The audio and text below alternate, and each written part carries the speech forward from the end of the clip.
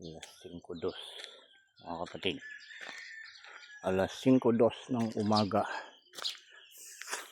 Araw ng Lunes, pizza 25 tayo sa buwan ng Mayo na naman.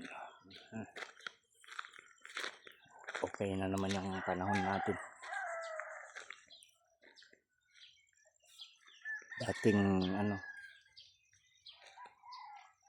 Dating Arbayan. Dating view.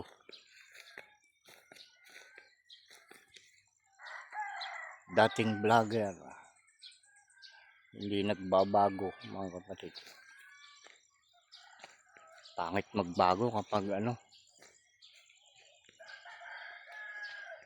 paurong. Kailangan ito magbabago tayo, pa-improve.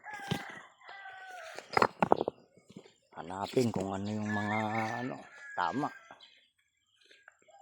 Ay, tamang gawain, tamang pagsasalita, tamang pakikisama, tamang pagdadasal sa tamang Diyos na sinasamba, na dapat sambahin.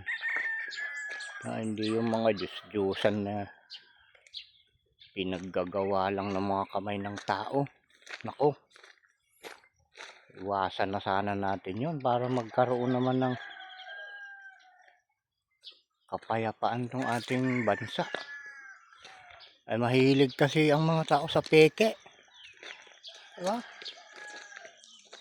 Ay napakahilig ng mga tao sa kunwari Diyos, kunwari totoo, kunwari nasingpit, kunwari nagmamalasakit, diba? Kunwari ay Diyos-Diyosan ang sinasamba.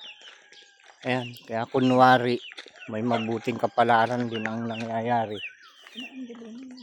Pala ay puro peke din ang kinalalabsan. Dahil pag may mga parusang dumarating, kagaya nga yung mga salot na yan.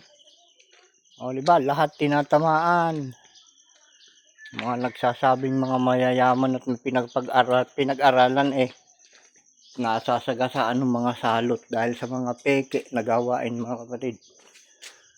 Ay nako, hanggang kailan kaya susundin ng tao ang ating Diyos, diba? Para mapabuti naman. Pero ito lang masasabi ko sa inyo mga kapatid. Sundin man natin o hindi ang utos ng ating Ama, iyon pa rin ang maghahari. Alam niyo ba yun?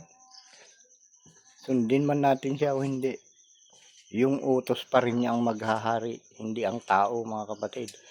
Dahil tayo nilikha lamang niya. Yun lang mga kapatid.